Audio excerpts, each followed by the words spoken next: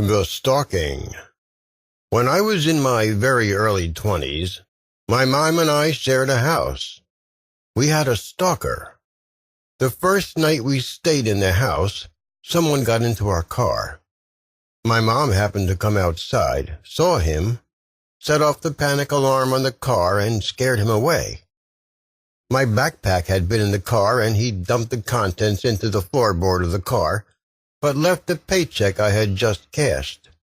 All the cash still in a bank envelope. The police said it seemed that they were searching for something specific and really questioned me about what that might be. I had no idea. Police were able to get a partial palm print off the car, but had no matches in their system. My mom and I were out doing yard work and found a phone cord under our deck. It connected into the phone box on the outside of our house. We called the phone company out, and they said that they figured that someone had been using the cord to hook up a phone and lay under our deck and listen in on our phone calls. They removed the cord and put a lock on the phone box. We also frequently heard someone walking outside our windows at night. We would call the police, and they would drive by but not see anyone. Another time, all of the light bulbs from our exterior lights were removed. Once we came home, and my mom realized that a pair of earrings and a stuffed animal that had been sitting on her dresser were missing.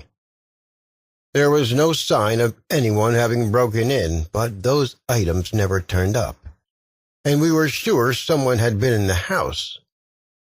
We frequently heard this weird thump and squeak noise that we could never figure out what caused it. Another time, my mom was raking leaves at the front of the house and saw something in one of our bushes. It was a voice-activated recorder, wrapped in black plastic and tied to the trunk of one of our bushes. The recorder was tapped into our phone line. Someone had gotten under our house, drilled a hole through our foundation, and run a phone cord through the hole into the recorder in the bush. We have no idea how a neighbor, though they were all elderly, didn't see or hear this happening. The police, who were all well aware of the issues by this point, now seemed to realize that this was a serious, scary problem. They sent several officers out to investigate the recorder.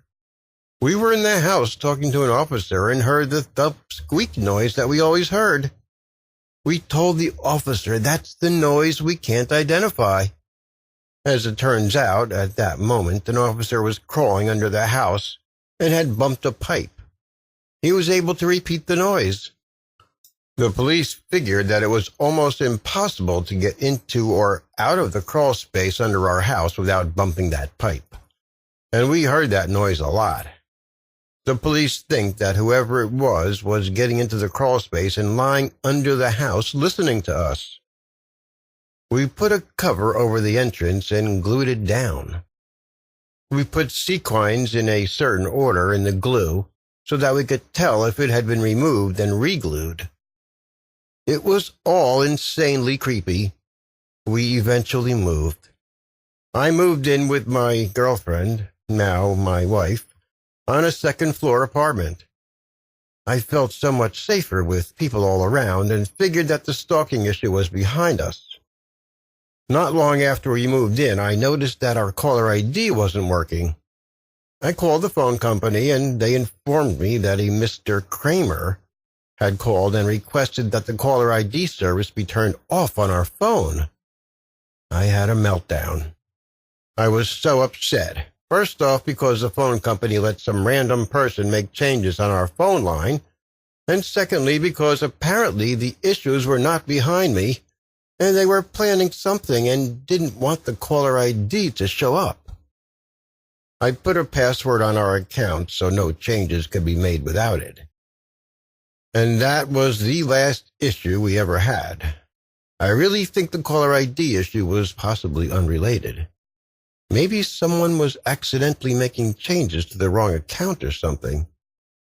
Either way, it was very creepy, though I have to admit, if the person had wanted to do something bad to either one of us, there were surely plenty of times that could have been done. It really seems they just wanted to observe us and scare us. But that's bad enough. And why?